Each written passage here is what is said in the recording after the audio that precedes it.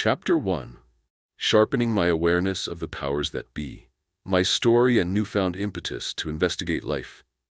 I was born in Oklahoma, but spent most of my childhood in Pennsylvania. My grandparents lived close to Foxburg, PA, where the oldest American golf course resides. I was fortunate enough to come from a pretty much upper-class family, although, after my parents divorced when I was 4 years old, my brothers and I, who lived with my mother, had to taste a few years of financial difficulty before my mother remarried an Air Force man who was from a nearby town called Parker. We moved around a lot while my new stepfather completed his training as a telecommunications specialist. We lived in Texas, Louisiana, and New Jersey before packing up our bags for a 5-year tour to Sembach Air Force Base, Germany. We were accustomed to life on military bases, which included tight-knit communities living together in an ethnic melting pot. Diversity was commonplace, and we enjoyed friendships with other kids our age from all around the world, which created a rich schooling environment and interesting living space. We enjoyed sports, ski trips, on-base activities, dances, and awesome friendships. Finally, when I turned 15, my sophomore year of high school, we got the word we were heading back to the U.S. as my stepfather Barry was retiring from the military for good, and he would be seeking employment around Harrisburg, Pennsylvania, an old stomping ground where my aunt and her husband lived, close to the small town of Dillsburg. My upbringing was typical at this time, as I had to finish my last 2 years of high school before making a decision about attending a university. I was on the varsity baseball team and managed to earn a full scholarship to play baseball at Greensboro, North Carolina. Despite the hard-earned full scholarship, I ended up attending community college in Harrisburg, HACC, where I was more interested in writing rap songs than fulfilling my assignment duties. After 2 years of meandering around the campus, I finally called it quits and completely disengaged from higher education. The main reason was a night shift job with RPS, which would become FedEx a few years later. I had enough of the early class torture after sleeping a measly 3 hours before heading to an 8 a.m. accounting class. My favorite facility on campus was the cafeteria and library, where I could eat till my heart was content and then head to the library to linger around and try to educate myself. My forte was philosophy books, poetry, and sports autobiographies. I started a rap group called Othello, and a few friends of mine joined me in the lyrical revelry. We hung out, recorded a few demos, and skipped more classes than we attended. Eventually, I left my night shift engendered slavery job and worked for a friend's convenience store at an ExxonMobil gas station. The pay was mediocre at the time, but it beat the night grind of severe manual labor. Plus, I could read and write on the job and drink copious amounts of free gourmet coffee. Reading all the daily newspapers kept me in touch with the global village, and years would pass before I finally retired from being a full-time cashier manager and break free from the public servant job. Jobs came and went, and after I quit the pharmacist assistant gig, I stocked groceries, drove a taxi, and eventually wound up as a security officer for Wackenhut. What was I thinking? Something profound happened to me around the year 2001. My grandfather died on my mother's side, and he left me a strange ring with a strange inscription on it. It was in Latin, and this was in the AOL modem connection time period, so I had to head to the library to decrypt it. On the front of the gold ring was the Hebrew letter Yud, Yai, and inside the ring was inscribed in Latin, "And the secret is in death." I immediately recognized that it was a Scottish Rite Freemasonic ring, and my grandfather left it to me because of a conversation I had with him a few years before at a 4th of July pool party hosted by my aunt and uncle. I had found out about this secret society because my good friend joined a Prince Hall Lodge while he was living down in Georgia for his graphic design studies. I asked him what the big secret was, but he insisted he swore on his soul not to tell. That's all I needed to hear to set me off on an endless quest for truth. And what was the purpose for all the gruesome, blood-curdling oaths that Masons took to conceal the secrets of this fraternity? I was determined to find out, and was shocked at how many cars with the Freemasonic compass and square on their plates drove into the gas station I was working at in Lindlestown and in the surrounding Harrisburg area. It turned out my grandfather was a 33rd-degree Grand Sovereign General of the Cambie Lodge in Petersburg, close to Foxburg. It took me years to decode all that this entailed. But at this time in my life, I was consuming books on a daily basis concerning conspiracies, the New World Order, physics, science, religion, and history. Books that made an impression on me at that time include The Dancing Woolly Masters, The Body Electric, Tesla's Biography, The Dead Sea Scrolls, the Nag Hammadi Library, and works by David Icke, Zecharia Sitchin, and Manly P. Hall. These books set the stage for my gradual intellectual ascent, which culminated in my conversion to Islam in 2003. I was raised in the church, but after a book I read by Robert Eisenman, James the Brother of Jesus, I knew modern Christianity was nothing but a Pauline cult celebrating Greco-Roman rituals that had nothing to do with the teachings of the Messiah. After reading the Quran and studying the Hadith of Bukhari, I started praying Salat, and after a few weeks went to my local masjid in Mechanicsburg, PA, and took my Shahada, testimony of faith. My soul was now at rest. And though the world was rife with CIA-induced terrorism, I was in a good place mentally and eventually traveled to Cairo, Egypt to learn my deen from a few of Al-Azhar's top alumni. My prayers were answered for finding the truth, and I would soon meet my wife, whose family was from Tunisia, but she was living in France. I spent close to 6 years, on and off, in Cairo and was happy to hear the news that my lovely mother had converted to Islam. My stepfather, Barry, was a harder chestnut to crack, and to this day he remains adamant in his faith in a non-existent man-god who assists him in his endeavors. This delusion has no limits, but at least he has come to terms with my mother's choice to leave Christianity, and he no longer resists her natural conviction in the Creator of the heavens and earth. Till this day, he remains steadfast on the downtrodden Pauline path of mystical confabulations concerning the nature of Christ in relation to the Creator, and is still seeking peace within the Christian framework of Calvinism. Communion always struck me as odd as a child, and remember the congregations converging around the preacher in a moment of nervousness to partake in this cannibalistic ceremony of wine and wafer. My parents must have drugged me into every possible denominational church existing in Christianity, and they really seemed interested in was extracting coin from the congregation and the oft-mentioned 10% of your income.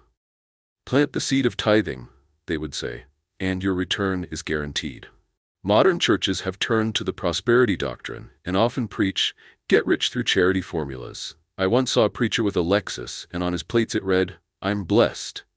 So much for the quotes like, the meek shall inherit the earth. Modern churches choose the braggadocio's line of testimony where grandiloquence rules the day. Chapter 2. Catharsis and Transformation. A few years before I became Muslim, I went through some hard times and once spent 2 nights in Dauphin County Prison for pleading guilty to a DUI charge. I witnessed something at the courthouse I will never forget. A man being charged for rape. In a pretrial case, stood before the judge, stood in the due-guard position of a master mason, and was told to come into the judge's private chamber unexpectedly in recess. 5 minutes passed, and he comes walking out with a smile on his face holding a paper, and walked out of the courtroom unassisted. The perfect example of a rigged judicial system which lets Freemasons off the hook whenever they appear in court. My case was next, and because I didn't know the signs and tokens like man before me, I was cuffed and taken to prison promptly. Those 2 days in Dauphin County changed my life, and I knew I never wanted to come back to a jail cell.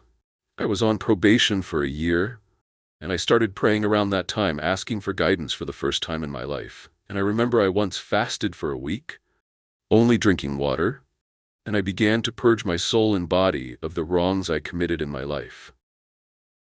Things were on an upswing those days, and one day at work I was reading a book about Kundalini meditation. I don't remember how I came across that book other than reading from Manly P. Hall that one of the 33rd degree secrets was the 33 vertebrae that make up the spinal column, and that Kundalini activation through those 33 degrees of the spine somehow opened up the third eye in the pineal gland. I followed the simple exercises in the book, and something unexpected happened. My line of sight turned into a mist of white light, and the sensation made me laugh out loud.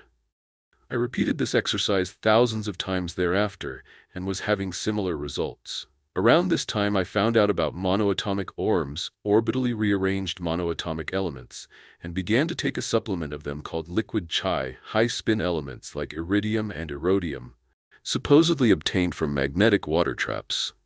Years later I found out the cherished monoatomic gold, which was reported to light up the DNA molecule like a lamp.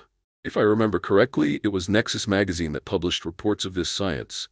I discovered to be in hazelnuts, aka cobnuts, in trace amounts. You tell anybody? I also had a friend, Joey Palumbo, build me my own torsional ORMS magnetic water gun trap. Those were the good old days. I was high on monoatomics and kundalini for a year or so when something strange happened. A guy, middle-aged looking, approached me at work and said the Freemasons were looking for good men, G-men, and if I was interested, he could me a lucrative job at a popular bank. I only needed to attend a few group meetings, and he stressed that I wear a suit, and he could get me in on the inside track. After a week or so, I attended the meeting and saw about 30 young men and a few women dressed up and sitting in a hotel conference room with notebooks and looking dapper. The speaker spoke of investment portfolios and temporary mutual funds. We were being recruited to adjust retirement investments and get clients into temporary mutual funds. The whole ordeal was quite intimidating, and the agent who invited me, his name was Barry, greeted me after the meeting with the most overconfident projection of confidence I had ever witnessed. Deep down inside it felt fake, and as I sat in my car in my monkey suit, an internal voice told me never to come back. I was sensing something was off, and the soul-cringing oaths to join the lodge appeared to me as nightmarish. I went back to my job, continued my prayers for truth and guidance, and never looked back. Chapter 3. What Dreams May Come. I must confess that since I was 13 years old, I had been hiding a big secret from my family, which I had mentioned once to my mom around the time I was living in Germany. I noticed a lump on the back of my neck, where the glands are located. I had heard of other kids who had tested positive for cancer, lost their hair, and rapidly deteriorated from chemo and radiation. I dare not call it treatment, due to what I now know. I had a hunch it was lymphatic cancer or carcinoma. My mother said after I mentioned it to her one time that sometimes we all get lumps, so don't worry, we'll get it checked out once we move to Colorado. We were about to head back to the States in the winter of '91, but my stepfather's orders were canceled and ended up staying in Germany until the summer of '93, when Barry retired and we ended up heading back to my home state of Pennsylvania. When I was 14, in '92, I discovered another lump on the inside of leg, close to my groin where the lymphatic system runs. My worst fears were reconfirmed, and I was frightened to think that my condition was worsening and spreading. A cold chill spread through my body at the thought of my impending doom. My mom forgot about my plea for help and never mentioned it after my initial red alert. Then, when I turned 15, I was horrified to discover a gland under my chin was enlarged. I had kept my secret concealed and decided that it might be too late for intervention. I accepted my fate and decided that if I was going to die from cancer, then at least I would die with dignity and not be transformed into a monster by chemo and radiation experimentation. I mostly pushed the idea out of my head, but after receiving a full scholarship to play baseball, I feared my secret was soon to be exposed. I was 1 week from checking into my dorm room on campus when a counselor called my parents and advised them I would need a cool $1,000 to take care of odds and ends while I lived on campus. This created a crisis, because although my mom had inherited $500,000 from my great-grandfather after his death, they had it all tied up in investments, mortgage payments, and prior spending sprees. So, my mom looked at me and said to call my grandfather on my father's side and request help. I was embarrassed to call and beg for a few grand, so my full ride went down the drain in the matter of a week, and my professional baseball aspirations came to a crashing halt. I became rebel-minded and withdrawn, turning to writing hip-hop music and playing lots of street ball. I was creating a facade of strength to cover my inner fears. I started to experiment with alternative cancer treatments, and remember buying supplements at a local pharmacy, like shark cartilage, vitamin E, and zinc. I was feeling good and used to work out every day, hoping that somehow a miracle was in my future. Once the dial-up internet surfaced around 97 BINE, I discovered suppressed therapies like acai tea, native Indian cancer cure, B17 from apricot seeds, and even the demonized cannabis plant. I tried everything recommended that was natural and harmless, but I didn't notice profound effects until taking Dr. Wallach's Virgin Earth colloidal mineral supplement that my mother discovered. Sometimes I would cough up white fibrous material that was clumpy and the size of a plant seed. I once smelt it, and it was a noxious smell like excrement. I took this as a good sign since it intuitively felt like remission. Years later, when I prayed for truth and discernment, I came across a nutritionist at work who introduced me to the research of Dr. H. Reginald McDaniel called the Micronutrient Best Case Cancer Series. This research paper highlights cancer patients who were triggered into full remission by use of glyconutrients 3 times a day. The gentleman who handed me the paper, answered prayer, was a representative for Manitech, who sold the asamanan glyconutrient called ambrosia, which sends cancers into remission when taken daily for a month. I bought a bottle for $50 and was shocked at how my lumps were shrinking. I wanted to secure a second bottle, but in those days, $50 was 5 fill-ups at the gas station. Nowadays, it might get you 1 full tank. I was reading the report and decided to do my own research at the library to find the source of this expensive product. I discovered that asamanan was indeed in the whole aloe vera leaf, and a company from Arizona sold the 100% natural aloe juice for $15 a liter at my local giant grocery store. I did the smart thing and continued my regression through the aloe juice until my lumps were almost insensible to the touch. For $45, I was getting 3 liters of the whole aloe juice, which lasted me 3 or 4 months. I was overjoyed and was still researching what was the big secret behind all this Freemasonic madness. The whole thing was staring me in the face, and one day a voice in my head said, "Whatever you believe comes true." Granted, this was the pre-Law of Attraction days and pre-Kevin Trudeau days, but I told myself I believe I'm gonna live, and my confidence soured. Academician and Professor Marshall McLuhan said, "Big secrets are hidden by public incredulity." It took me years to articulate this secret, but some years later, after reading Albert Pike's Moral and Dogmas, I deduced from his chapters on the higher levels of Masonry this secret from his constant insistence on the use of the word gravitation. And later on, I figured out Isaac Newton, Royal Society member, which is comprised of Rosicrucians and Freemasons researching science, wrote his Principia on the laws of gravity, which turns the G in the compass and square from God to geometry, then to generation, and later on in higher degrees it morphs into gravitation. And even higher up their ladder in Illuminism it turns into grace and then gradualism. The crowning 33rd degree secret, which entails Kundalini polarization, aka magnetism and mind control, as well as an oath towards Prussia, or Hegelian service to the state. The dialectic is introduced in the 32nd degree, and this so-called balance of power is called the royal secret. A startling admission is made by Pike in Morals and Dogma, a book originally written only for fellow Masons. He then discloses his belief that Lucifer is God, a gigantic Gnostic heresy which opens the door for satanic leanings and deception through demons jinn.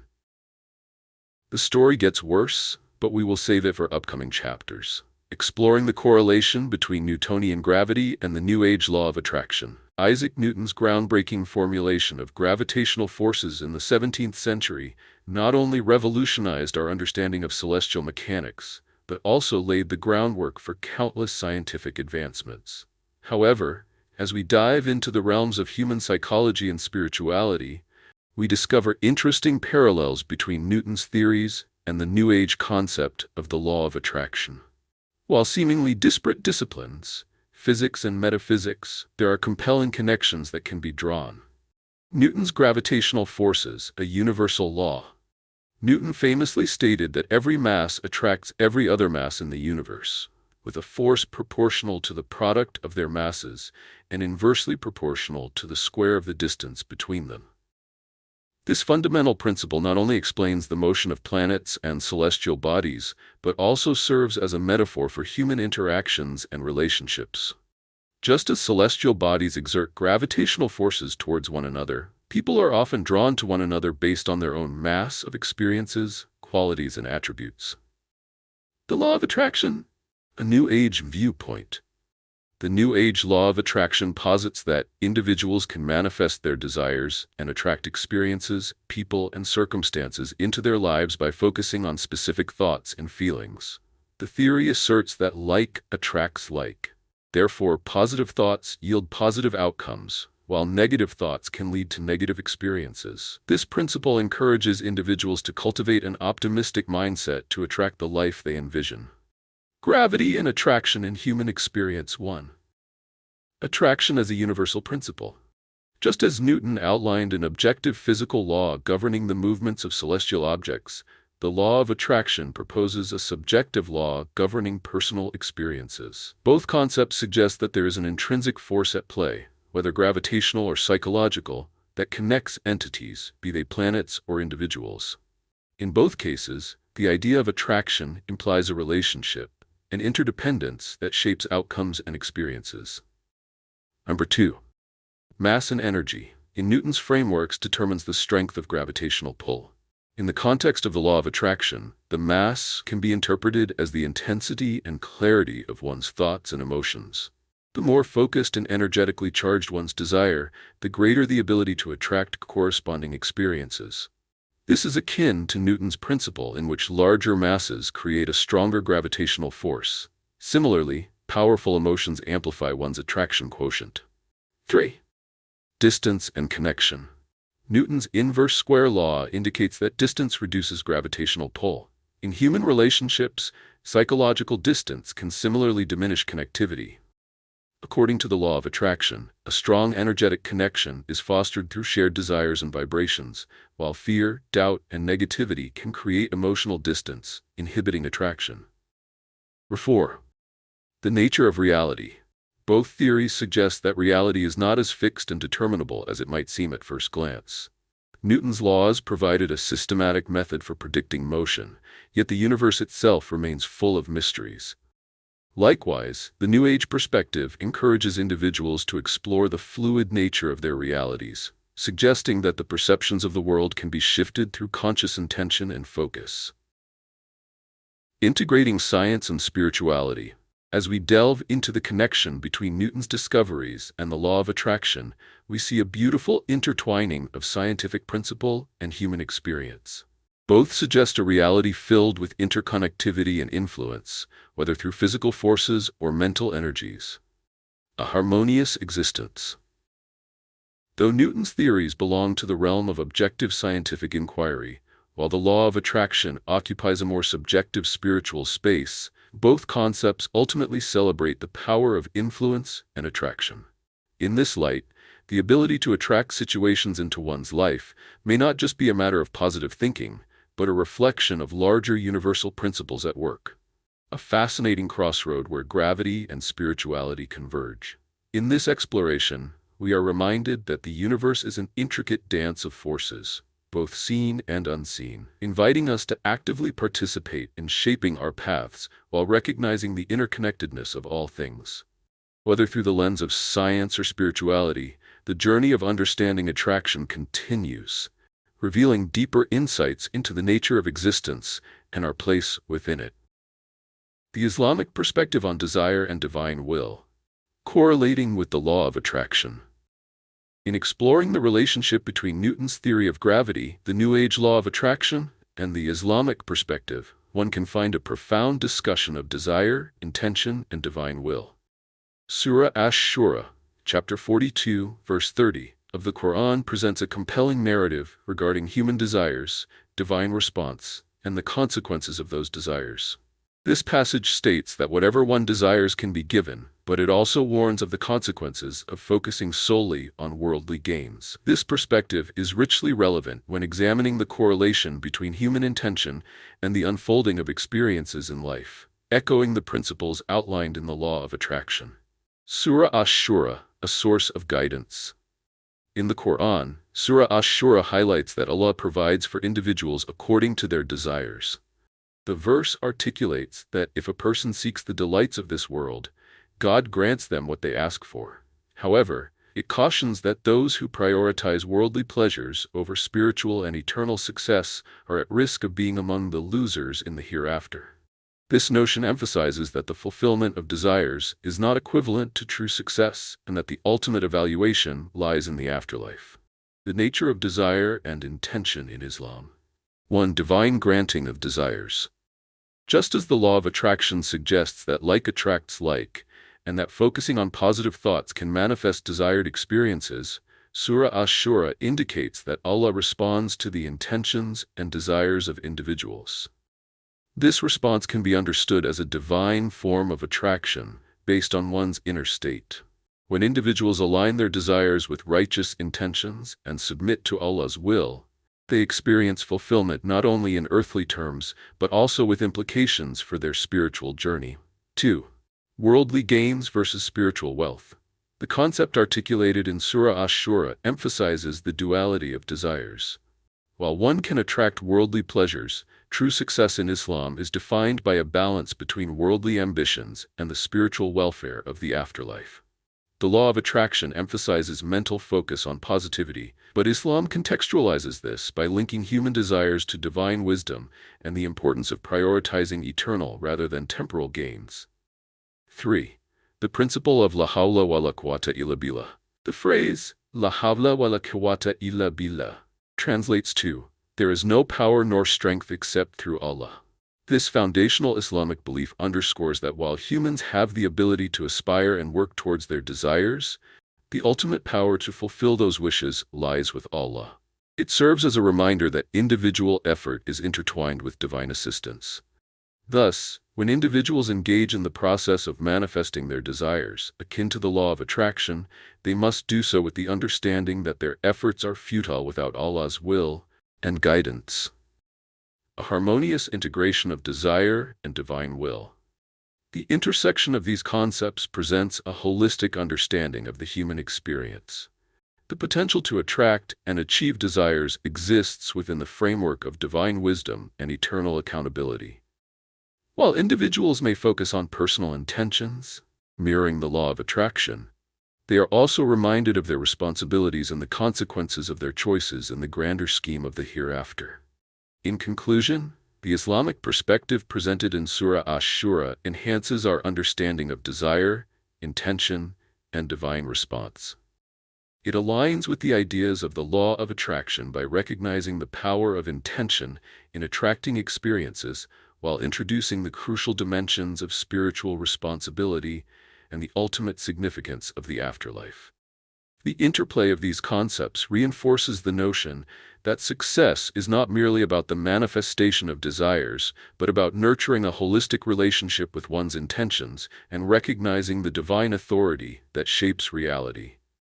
The acknowledgement of Allah's control over all affairs serves as a grounding principle in the pursuit of happiness and fulfillment, guiding individuals toward a balanced life that honors both worldly aspirations and spiritual commitments.